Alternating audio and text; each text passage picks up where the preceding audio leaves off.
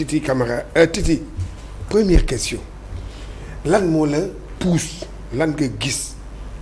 ou bien lan moo la motiver ba tey yow nga ne man damay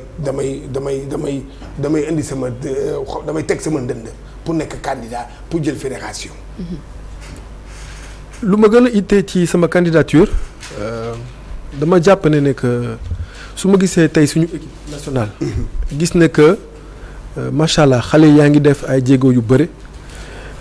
ñoom ñu ngi lu ñuy def ci Sénégal Afrique jàpp naa ñu ko ne une des meilleures équipes d'Afrique. mais dama def benn constat simple. c'est que tey peut-être potentiel bu ñu am. on l'a pas exploité à sa valeur. jàpp naa ne que tey soo amee benn équipe nationale war nga am benn fédération boo xam ne elle est au même niveau que équipe nationale. parce que quand tu dis que tey Sénégal c'est la meilleure ou l'une des meilleures équipes d'Afrique war nga ci teg c'est l'une des meilleures fédérations et l'un des meilleurs championnats wante malheureusement loolu amul. ci comme ni nga wax sànq Gomis am na lu bëre loo xam ne ñun liggéey nañ ko ci football bi. boo xam ne gisoon nañ ko. te gisatuñu ko. loolu moo tax ma xool ay sama xarit ñu may ànd jàpp naa ne am na loo xam ne ñun mun nañ ko dolli ci football bi. nekkuma fii di critiquer Pierre Paul Jacques parce que ku nekk am na loo xam ne def nga ko. tu sais comment on dit chaque personne peut donner que ce qu'elle a. am na foo xam ne nag il faut que ñu indi 109. te tey ci football Sénégal je pense que c'est le moment que ñu indi 109 loolu moo tax mu ne tey am naa loo xam ne def naa ko am naa loo xam ne mën naa ko indi ci football bi moo tax ma samp sama dënd. waaw léegi sànq da nga wax lu am solo moom mooy maanaam sunu équipe nationale dem na ci benn standing boo xam ne tey jii il faut que ñi koy yore dégg nga nekk ñoo xam ne vraiment. nekk nañu xam nañu haut niveau loolu nga bëgg a wax waaw léegi yow tey jii boo falu woon ñu jox la naka yan nit maanaam ngay àndal pour liggéey loolu. bon déjà dinaa la wax tuuti ci sama programme am na ñaari ponk yoo xam ne jàpp naa ne moo gën am solo tey soo jëlee par exemple les clubs de Ligue 1. championnat Sénégal. Le budget d'un club en moyenne c'est 100 millions au Sénégal. soo xoolee par exemple Maroc le budget moyen d'un club marocain c'est 1,7 milliard xam nga kon tey bokkuñu sax dimension loolu la lu tax loolu ñu bëgg a indi changement jàpp naa ne que tey les clubs sénégalais en français dañu ne ils sont sous-capitalisés maanaam tey koom-koom bi boo xam ne dañ ko war a soxla pour mun fonctionner amuñu ko. te loolu il faut que tey nit yi notamment fédération ak ñëpp ñu dem uti xaalis parce que lu ma gis tey ci fédération de manière générale c'est que xale yi dañuy xarañ dañuy football suñu gañee FIFA CAF ñu viré leen xaalis ñu xool lan lañ ci def mais fédération amul loo xam ne yow par mën a yoon ñu ñuy liggéey yow war nga am loo xam ne da nga koy indi mooy xale yi mais man tamit am na loo xam ne sama wareef la dama ko war a dem jëli waruma toog rek ngay toog di xaar xale yi football FIFA jox ñu xaalis wala CAF ñu toog di xool lu ñuy def donc il y a des revenus additionnels boo xam ne fédération war na ko dem jëli te loolu defuñu ko ma jox la exemple peut-être Dioumé si yow fekkee nga ko en 2002 amoon nañu benn société de marketing muy Pamodzi. man quand bu ma réalisé film bu ma doon wax mooy ma réalisé le film La Tanière des Lions. J'étais très jeune j'avais 21 ans bu ma ko defee moo tax peut-être nit yi foog nekk dama yàgg mais j'avais que 21 ans bu ma defee La Tanière mais su fekkee ne j'ai pu le faire mu def naa ko def c'est parce que dafa amoon liggéey am société boo xam ne day toppatoo 24/24 7 jours sur 7 marketing ñi ngi doon indi xaalis bu bëri amoon objectif donc on était des jeunes nekk Pamodzi di liggéey loolu amatul même su fekkee ne fédération am na ñoo xam ne dañ koy topp mais c'est pas comme si nga am société boo xam ne daf si spécialisé donc jàpp naa ne que tey am na ay revenus yu bëre yoo xam ne war nañ ko am ci football bi te defuñu ko beneen exemple 2022 gagné nañu Coupe d'Afrique bi man yaakaaroon ne que peut-être exemple boo xam ne xam naa ko def nañu La Tanière 1 mais mënoon ñu génne La Tanière 2. waaw loo xam ne jarul ngay xalaat parce que tour baa ngi fi léppaa ngi fi. jël image yi de génne ko tey am nañu les plateformes du ma jox ay tour des plateformes internationales boo xam ne ñoom pare nañu jënd film bi 1 million 2 millions de dollars donc loolu c'est des revenus yoo xam ne que soo toogee di xalaat di nga si mun indi lu bëri parce que tey on a des grands joueurs mais on les utilise pas donc ça c'est le premier point marketing bi vraiment développer ko donc fédération en tout cas bëgg naa ñu jël benn agence marketing bàyyi ko peut-être au lieu kenn nekk fédération di ko def ñu am ay spécialistes yoo xam ne da ngeen di jox objectif tant de milliards par an ñuy liggéey tey y a beaucoup de jeunes comme man bu ma nekkoon à l'époque yoo xam ne xarañ nañu ci les nouvelles technologies yoo xam ne nekk am nañu xam-xam dem uti xaalis bi loolu c'est le premier point. Deuxième point bu gën am solo tey on a voté le code du sport code du sport dafa am solo trop ci football ak ci koom-koom bi lu tax parce que tey football sénégalais nu mu bindoo. tey soo bëggoon pas indi xaalis bu bëri dugal ko ci club day compliqué au niveau fiscal au niveau beaucoup de choses réglementaires donc tey at code du sport bi dinañu changer de telle sorte que léegi dinañu xool naka la koom-koom bu bëri mun dugg ci football bi moo tax man ma lancé lu ñuy tuddee football bond léegi su fekkee ne par exemple état tey sànq dégg naa le grand di wax affaire u impôt maa ngi la doon suivre bu ma duggee ci plateau bi tey war nañu am incitation fiscale mooy lan moo di par exemple man société bu mag la dama war a fay par exemple impôt wala fay 10 milliards impôt mais tey at code du sport gouvernement mun na ne voilà léegi yow par exemple man dina loo dugal ci football man dinaa la ko dindil ci impôt kon société bu mag boo xam ne par exemple day fay 10 20 30 milliards am na ay sociétés yu mag yu nekk fii yu nekk dans le pétrole yu nekk dans l'or y a les grosses sociétés loolu su duggee day ne voilà man léegi dinaa jël 1 milliard dugal ko ci club bi donc tey soo jëlee Gomis 50 clubs 50 sociétés. yoo xam ne ils payent des 20 30 40 100 milliards. nga ne léegi chaque société soo dugalee 1 milliard chaque année ci benn club man dama la koy wàññi sa impôt que ñun laajuñu état mu jox ñu xaalis mais loolu suñ ko defee incitation fiscale automatiquement tey les 38 clubs première ak deuxième division. ku nekk di nga am benn société boo xam ne que chaque année dina la jox au minimum 500 wala 1 milliard de budget te loolu dinañ ko def lu tax parce que man su ma waroon jël 1 milliard fay ko impôt wala 1 milliard dugal ko benn club football boo xam ne dinaa si am visibilité dinaa mun jaay sama produit dinaa mun def lu bëre et cetera mais dugal 1 milliard ci club football bi moo gën am avantage ci man en France am na ay secteurs yu bëri yoo xam ne état noonu la def par exemple secteur de la culture lu ñu ne su fekkee ne da ngay ñëw dugal sa xaalis ci culture da nga koy dindi ci impôt nga jël par exemple Bernard Arnault mooy l'homme le plus riche de France moom dafa bëgg a culture tabax na la fondation LVMH dugal si je pense 500 millions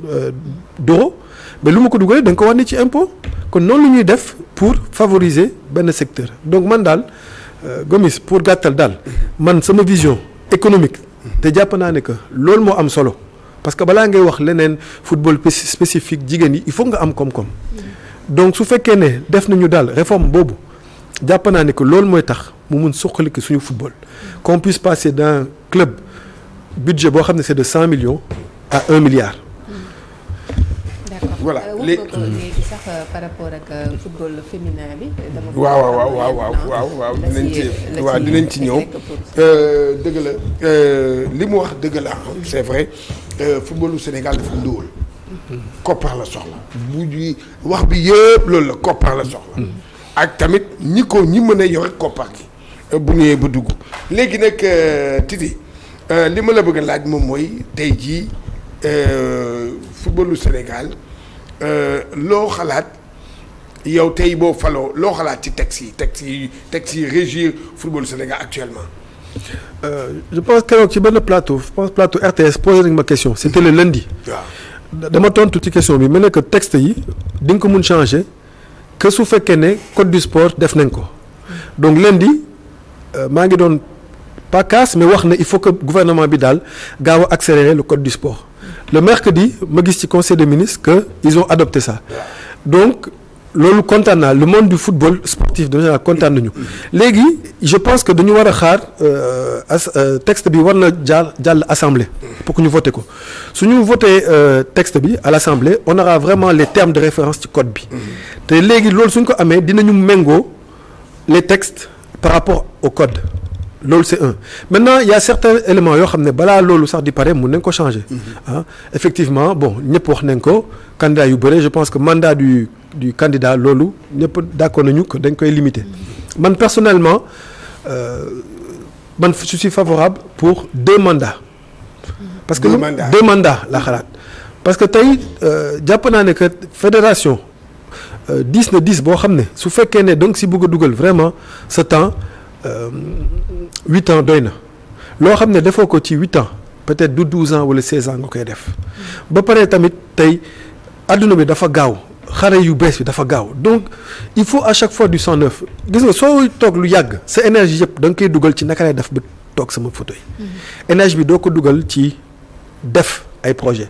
moo tax pour man loolu lay njëkk a changé am na tamit loo xam ne bëgg naa ko wax te tey je pense que ñu bëree wax nañ ko moo di au niveau des votes les clubs man il faut que tey clubs yi ñu dugal leen au centre de décision parce que loo xam ne c'est pas normal les clubs da nga leen di woo tous les 4 ans da nga leen di woo Dakar bon voté leen bon après ciao loolu déjà dinaa si waxaat ça c'est un deuxièmement keroog waxtaan naa si at Augustin ci plateau bi c'est vraiment un débat d'idées voilà mu ne ma effectivement bon ñoom chaque année dañuy def assemblée mais man jàpp naa ne que tey soo jël ay décisions yoo xam ne ça engage toute la fédération war a xaar ba at ñëw ñëpp toog nga de bon gars yi man def naa lii donc je propose le droit de vote électronique maanaam léegi su fekkee ne am na ay décisions xam ne c'est important ñu war ko jël ci année bi dañuy def droit de vote nga xam ne club yëpp ay voter parce que ça engage tout le football loolu mooy vraie démocratie par exemple yaa ngi jël tey nga jël état Sénégal am nañu président am nañu premier ministre da nga leen fal mais su fekkee dañuy jël ay questions yoo xam ne ça engage tout le Sénégal fépp ci wala tout le monde d'un pays mais dañuy def ay référendum dañuy waat citoyen yëpp ne leen lii vraiment man président wala man gouvernement mënuma jël décision bi parce que dafa diis kon kaay leen yéen ngeen wax ma seen xalaat mais ñun suñu cas dafa gën yomb parce que ñun c'est 500 clubs kon da ngay def vote électronique ku nekk da nga lay jox benn code nga voté rek lii loo si xalaat donc jàpp naa ne que loolu démocratie. da ngay dindi comité d'urgence moo fi nekk. exactement waaw mais parce que en fait loolu comité d'urgence am na ay procédures effectivement par exemple tey vote bi tey tous les clubs jóge nañu Sénégal yépp ñëw xoolal lu ñu sonn ñun tey jàpp naa fédération soxla ñu xaalis on a un déficit waaw mais xaalis boo xam ne tous les acteurs du football génn nañ ko Gomis pour ñëw Dakar kii jóge Tamba kii jóge Matam ñëw dal fii transport bi et cetera mais mën nañu ku nekk toog foofu rek ñu jox la code nga voté ko en 30 minutes ñu am résultat bi ñu publier ko en direct mu jeex kon vraiment il faut que tey ñun ñu indi ay coppite yu bees man loolu moo tax sa question initiale bi loolu la ñun il faut que ñu changer mentalité bi ñun lu ñuy kii te ñun ce sont ay jeunes lañu yoo xam ne liggéey nañu à l'international man liggéey naa IMG McCormack boo xam ne à l'époque loolu moom ma fi indi woon parce que ñoo racheté woon le club de foot de Strasbourg te Habib Beye foofu la nekkoon c'est ñu xamante ba daal moom pour gàttal moom ma indi Sénégal donc man j'ai travaillé ak les événements les plus grands au niveau marketing au monde man liggéey naa ay budget yoo xam ne j'avais 2000 personnes sous ma coupe les droits télé par exemple du championnat anglais ak TWA ñun ñoo ko doon gérer donc vraiment ñun am nañu xam-xam donc il faut que en tout cas fédération mu am ay coppite yu bëri yoo xam ne nañ ko changer. waaw léegi bu ñu demee ci loolu léegi wax nga ci mbiru kii bi léegi relation naka nga nar a def relation état ak football bi parce que deux fois du ñu déggoo. dinañu ànd mais du ñuy déggoo.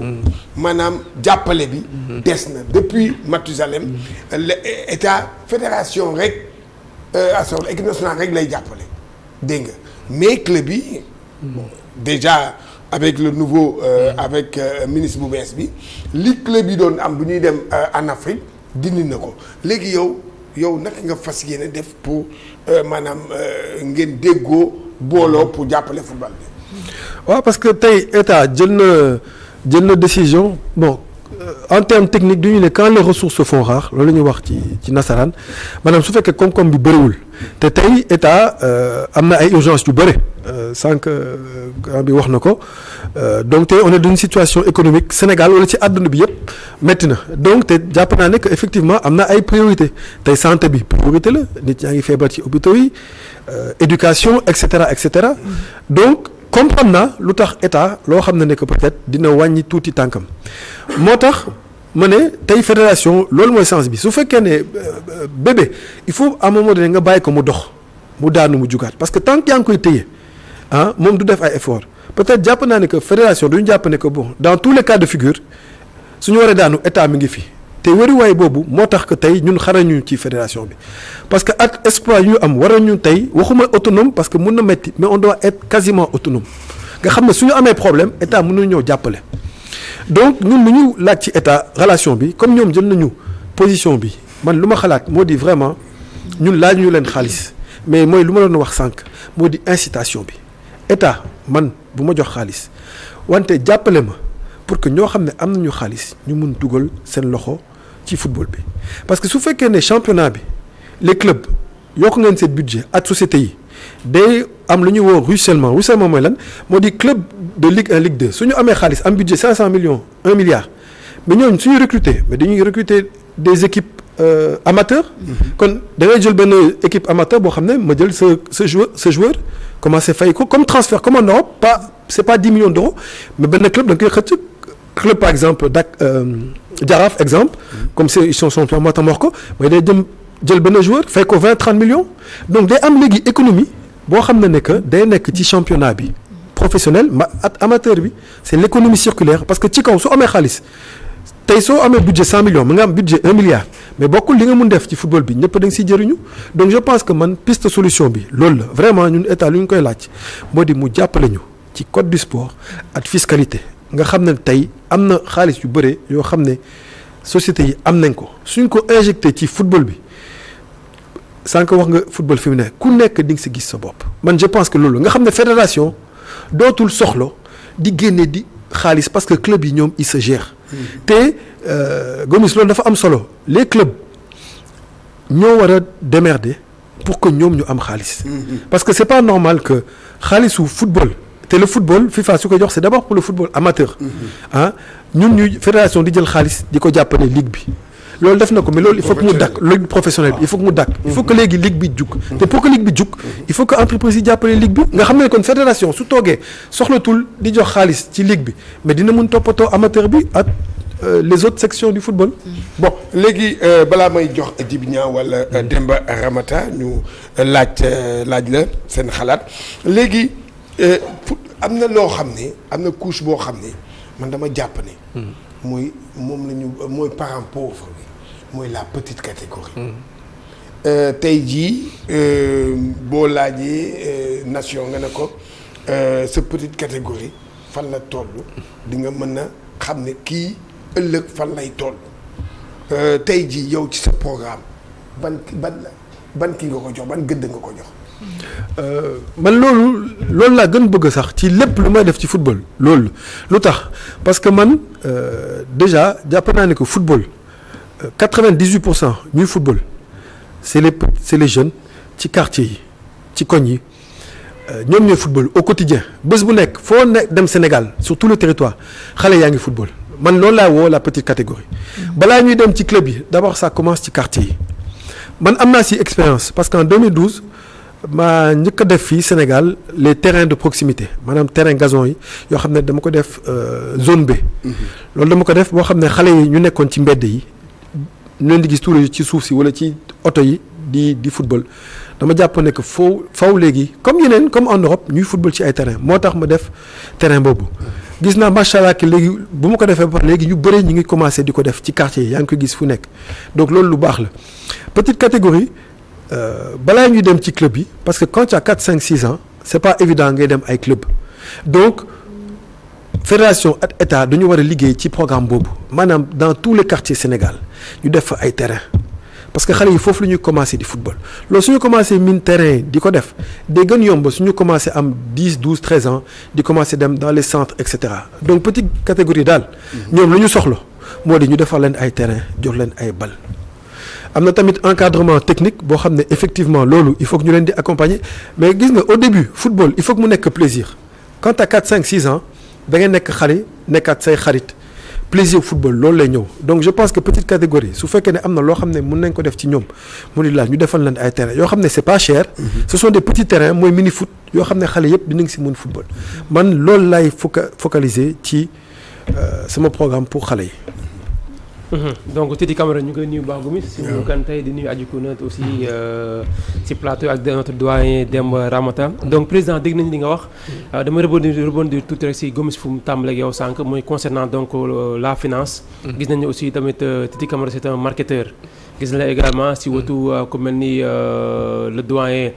Massata Diack bi nga xam te ne tey si loxoom nga génne bu ñu ko mënee waxee noonu tey ko mën nañ jàpp ne kon boo ñëwee si fédération sénégalaise de football mën nañ jàpp ne kon léegi problème xaalis bu ñu doon faral di am mën nañ ko dépasser aussi parce que bu ñu xoolee wàllum organisation lu si bëri wàllum marketeur bi la ñuy faral di gën a am ay problème tey bu fekkee ñëw nga carrément kon mën nañ am garantie comme quoi que la fédération aura en tout cas tout le budget nécessaire pour dérouler en tout cas son programme.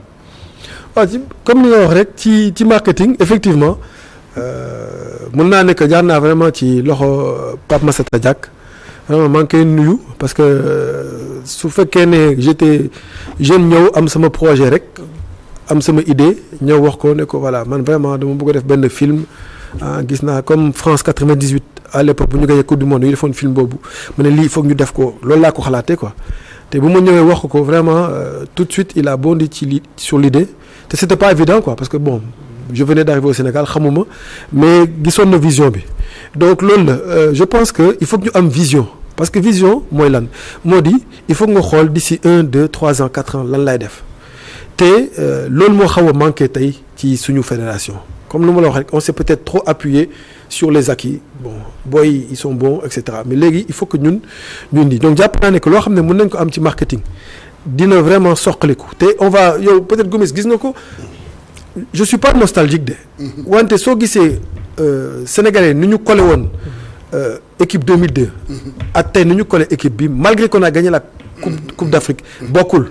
c'est vrai. je pense que mën nga ko témoigner loolu parce que tey il faut que ñu expliquer amoon na lu bëri yoo xam ne dañ ko doon def un contact entre joueurs yi ak équipe bi Masta dafa doon jël ñoom El Hadj ñoom Kali yóbbu leen ci koñ yi waxat nit yi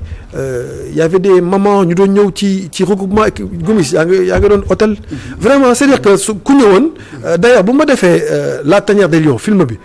bés Drogba daf ma woo mu ne ma Titi xam nga ñun suñu équipe ndax yow ñu def ko mu ne lu tax ma ne ko lu tax mu ne après coupe du monde bi bu ma gisee film bi La Tanière des Lions dama ko seetaan ba gis ambiance bu nekkoon ci équipe bi gis yéen ni ngeen def yëpp si laa ne non ñun tamit Côte d'Ivoire xam nga Ivoirien toujours il faut que ñu challenge ñu comprendre nga donc mu ne ma non faw ñun tamit ñu def comme ni ngeen def 2002 si la commencé woo téléphone woo joueur ivoirien yëpp donc c'est pour te dire que amoon na benn ambiance boo xam ne que dafa nekkoon ci équipe bi nekkoon tamit ak population bi te loolu c'est le travail du marketing dañu doon def ay dîner avec les entreprises maanaam lu bëre ñu ngi ko doon togg maintenant effectivement bon xaw na changé joueurs effectivement bon dañuy ñëw y a moins de contact avec l'équipe c'est parce que tamit ñi ngi Diamniadio dafa sore alors que avant ñi ngi woon fii Dakar kon on était vraiment donc jàpp naa ne en tout cas daal huis clos yi la waaw huis clos yi la entraîneurs yi dañoo ragal dégg nga parce que huis clos yi loolu moo indi loolu c'est vrai wax nga dëgg maanaam l'équipe nationale de 2002 ba ñëw équipe nationale boobu dafa jege woon population bi mais après léegi nag dañ ko bunkériser loolu moo indi loolu moo indi loolu. waaw effectivement waaw parce que man maa ngi fàttaliku ba ay veillu match. da nga doon ñëw hôtel mais da nga gis ñu bëri du ñu ñëw te loolu jàpp naa ne que du yàq dara parce que soo gisee joueurs yi su fekkee ne nit yi da nga lay galvaniser mais soo duggee ci terrain bi dootoo football sax ngir yow mais da ngay gis tous les gens yoo xam ne ñi ngi woon à côté de toi donc contact boobu dafa am solo bon peut-être léegi am nañu Léopold. peut-être dinañu ñëwaat ci stade bi mais loolu yëpp nga xam ne da ngay am stade bu xam ne day fees ñun bu ñu doon football. kon tey yow bu ñu la falee. le septembre fan ngay demee ñu jouer suñu 2 matchs qualificatifs au coupe du monde yi fii Léopold. non man Léopold laa jël lu tax parce que c'est simple xam nga football c'est par et pour les Sénégalais lépp loo xam ne que tey Sénégal. Il y a peut-être parfois beaucoup de difficultés économiques, etc. Donc, football, benn bouffée d'oxygène là. Quand tu vois les jeunes, yoo xam ne que tey dañu war a dem équipe nationale métti na ci ñoom amuñu oto war a jël bus dem stade Ablaye Wade stade bi rafet na vraiment macha allah wante tey maa ngi gis jeunes yi avant Gomis da ngay jël entraînement équipe nationale. 30 000 personnes. waaw Gomis fekkee ko entraînement la wax ci ngonde 16 heures ci nag bi 30-40 000 personnes stade bi moitié fees. loolu day galvaniser joueurs yi malheureusement stade Abdoulaye Wade mënoo ko am parce que dafa sore donc en tout cas man ci qualification bi pour tontu sa question daal vraiment jàpp naa ne que su fekkee ne pare na ñu def ko stade Léopold Sédar Senghor xam ne stade bi dina fees balaa midi mu fees booy ñëw toog fii ngoon bi yëpp ñu jouer match bi incha allah ñu gañe ko man loolu la. monsieur Camara par rapport ak sa programme bi nga xamante ne bëgg nga koo dérouler est-ce que am na ay innovation majeure yoo xamante ne bëgg nga ko apporter ci football Sénégal. waaw comme lu ma waxee sànq wax naa ko ci peut-être terrain yi man ci lépp lu ma wax su fekkoon ne wax nañ ma benn point rek boo xam ne mën nañ ko def dama si bëgg a wax ci tuuti ci terrain yi. gazon yi parce que man xam naa si dara parce que man maa peut-être liggéey naa si depuis 2012 terrain yi tey Gomis peut-être xam nga ko ak joueurs yi dafa am tuuti problème gazon bi du gazon bi mais lu ñuy woowee SBR mooy lu ñuul loolu loo xam ne dafa nekk ci terrain bi loolu pneu boo xam ne dañ ko daggat donc même su fekkee ne sa xam-xam sorewul ci santé xam nga ne que nit di sport di war a noyyi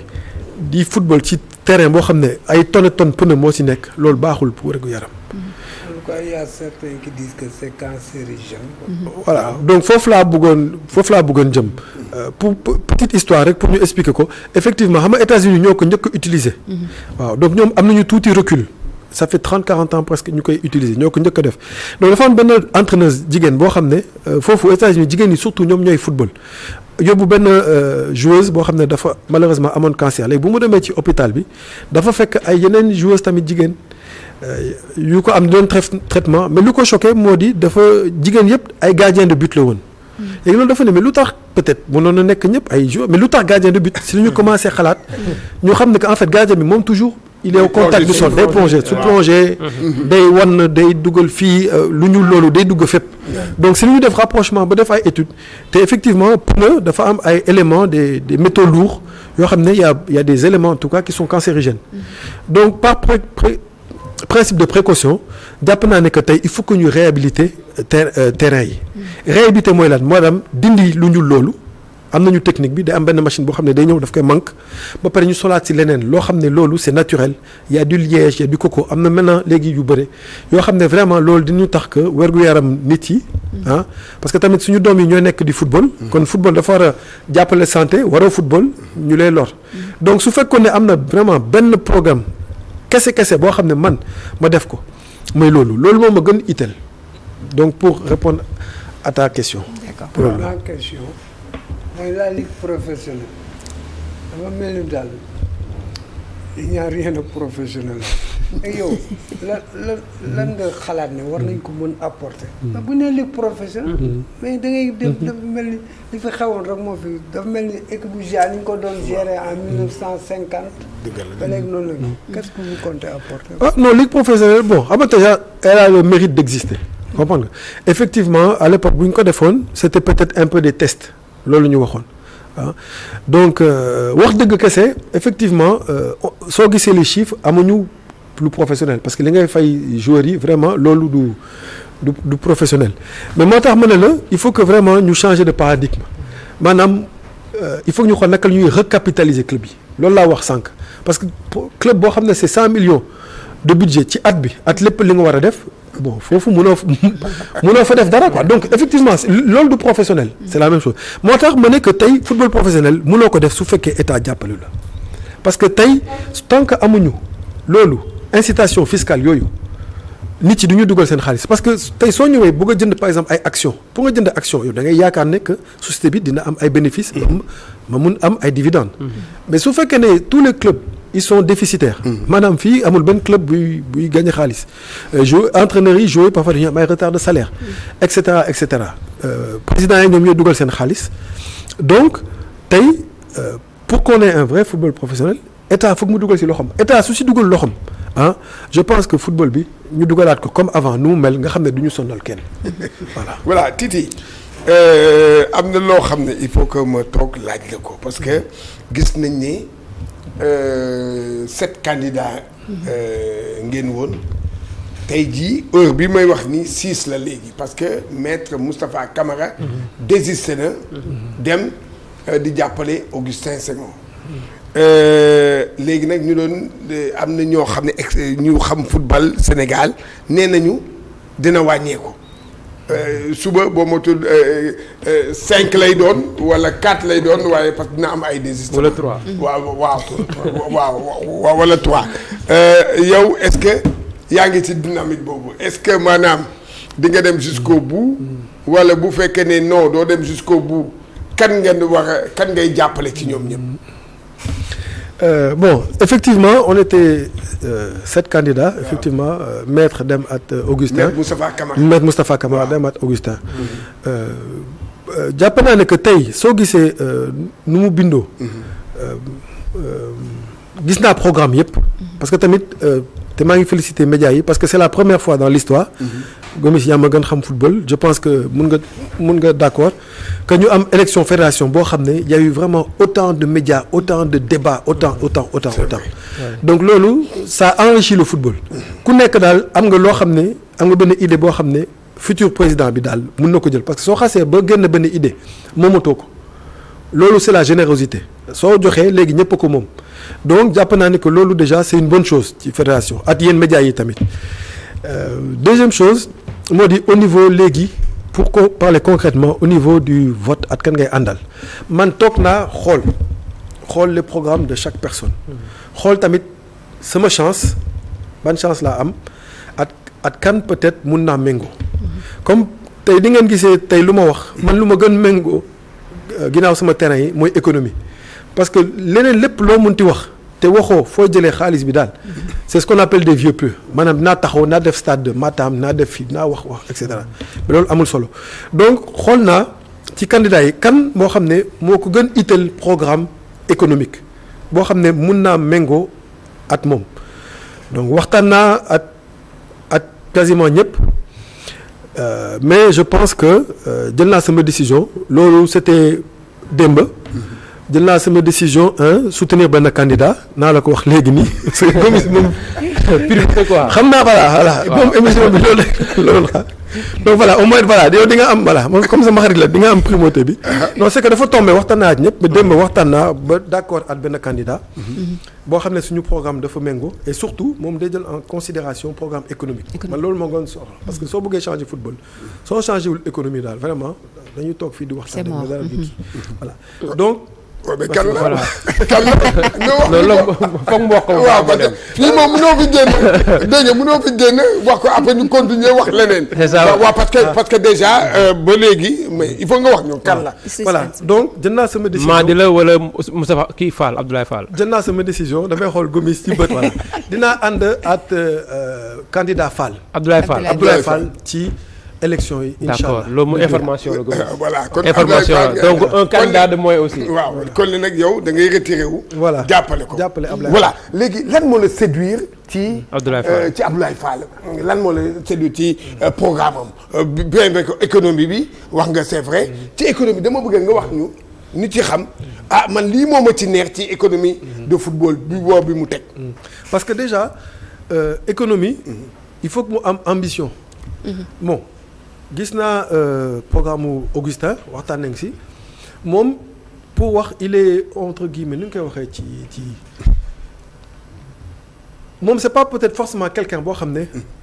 day rêver te xam naa jàpp naa ne que man sooy jiitee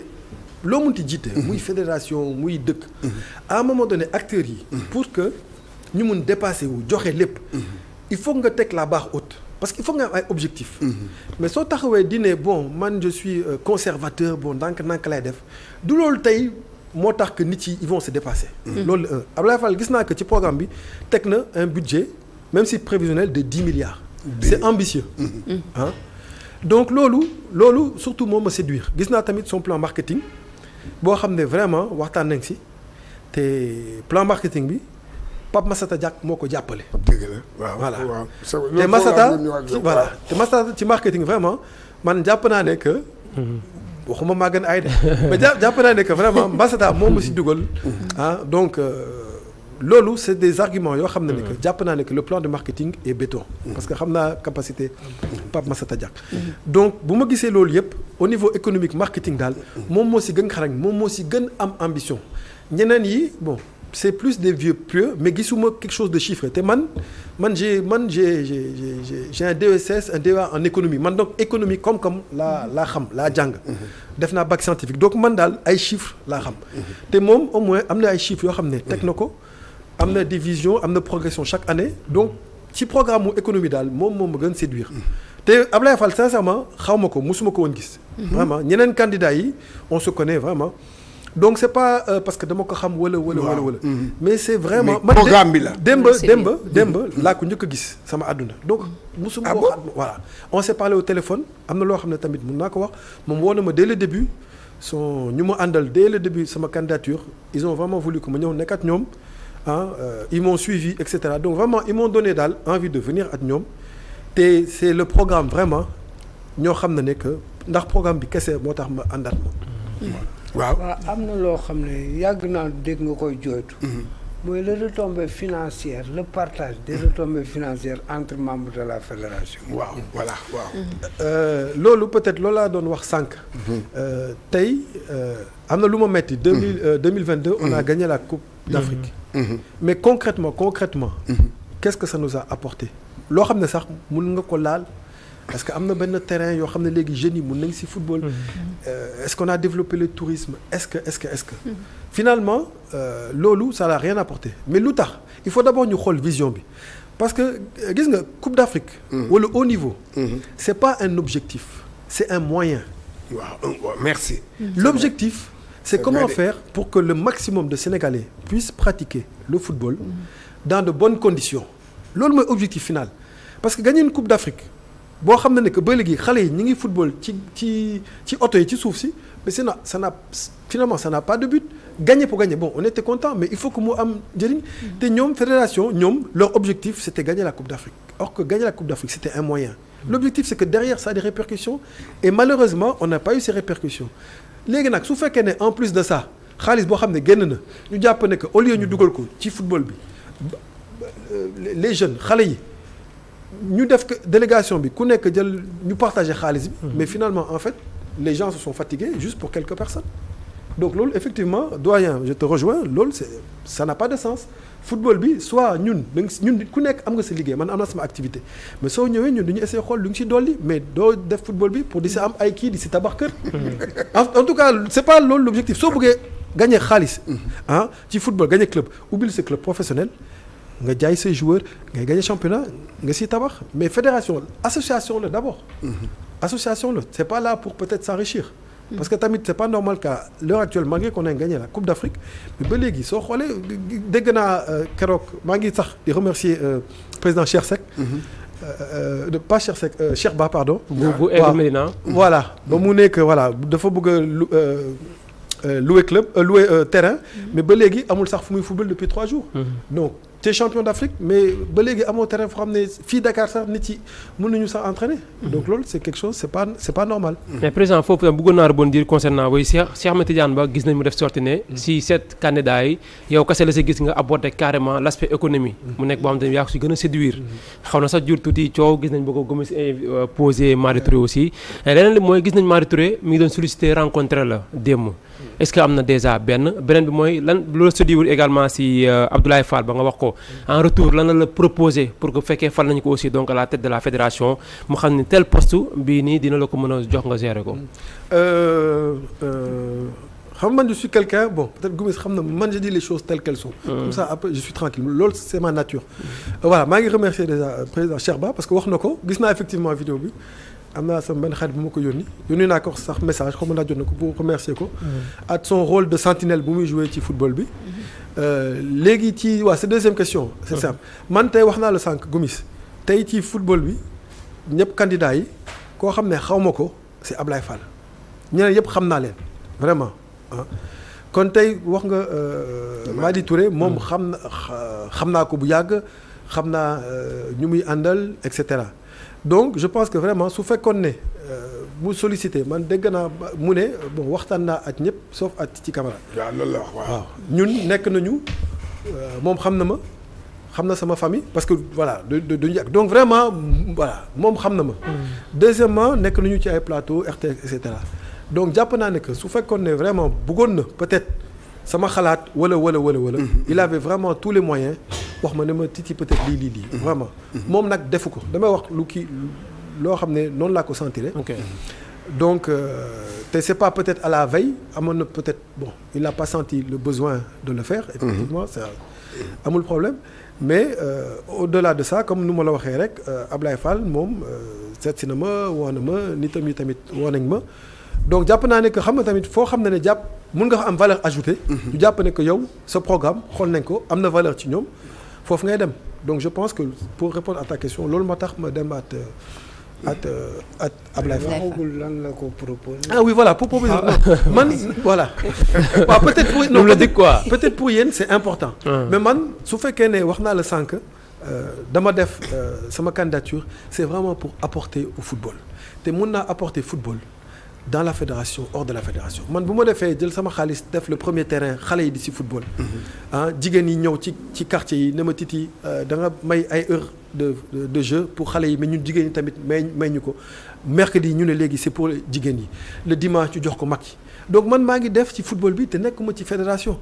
donc nekkaat fédération pas nekk c'est vraiment pas mon objectif lu ma bëgg moon am naa ay idée su fekkee ne mun na jëriñ football bi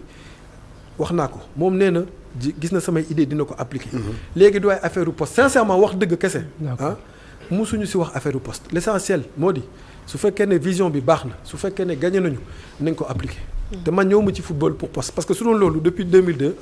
kon essayé naa di dugg ci fédération mais c'est vraiment pas mon objectif. waaw Teddy ci ñu dem ba léegi ci soutien boobu lan nga mën a apporter ci en termes de voix à Ablaye Fall samedi. waaw bon au niveau des voix tu sais le vote est secret. waaw ça c'est bon loolu daal ñu koy wax. c'est comme nga ne géej gi am na ndox. donc gis nga football doo xam da ngay wax ak nit élection yëpp de manière générale yoo gis xam nga ay politiciens yu bëri yoo xam ne après élection dañuy mer kii day joxe oto dem jëlaat oto mer parce que da ngay ñëw dugal sa xol kii ne la yow laa àndal yow nga jël sa liste bind ne bon kii def sa liste. soo ñëwee ba gis voix bi nga ne mais kon peut-être sama frère sax voté wul sa bureau sa famille yëpp nekk ci sa bureau. ah oui mais yow peut-être 2 voix nga am. soo compter sa famille sax ils sont 10 ko nga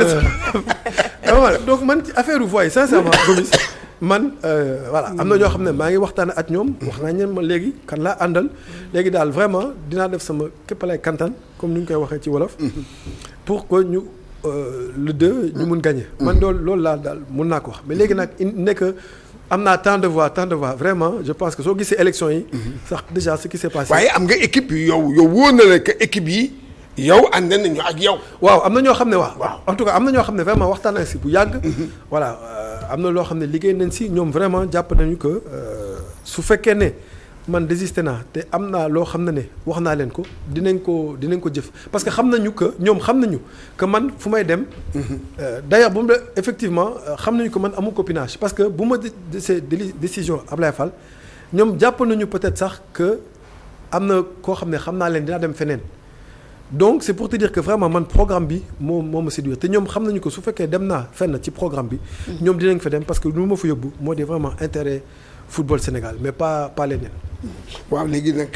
waxtu bi jot na mais le dernier mot son souhait pour le football sénégalais. son souhait pour li nga xam ne élection yii ñu jëm. waaw déjà ponk bu njëkk bi moo di que ça se passe correctement. ba léegi ça s'est bien passé vraiment kontaan naa. avant yaa ngi doon gis élection yi nu mu doon demee day xëccoo et cetera mais lu ma gisagum vraiment ça se passe bien. kon yaakaar naa ne wóolu nga fichier bi. wóolu nga fichier bi. non fichier bi wax dëgg on n'a plus le choix parce que mu ngi fi mais man personnellement wóoluwuma ko. wóoluwoo fichier bi. wóoluwuma fichier bi. waaw parce que vraiment fichier boo xam ne audité wuñu ko. vraiment bon football Sénégal dafa tuuti ñëpp xam nañu am na ay clubs yoo xam ne dañu compétir. am na ñoo xam ne peut-être dañu am ay plusieurs clubs loolu amul sens quoi. donc lu bëri loolu waroon nañu ci wax bu yàgg. bon malheureusement maintenant c'est trop tard. mais dans tous les cas quel que soit le futur président daal faudra forcément. ñu auditer waat ba vraiment au niveau en tout cas des clubs ñu assainir ko parce que tamit wax nga xaalis bi su fekkee chaque année day am.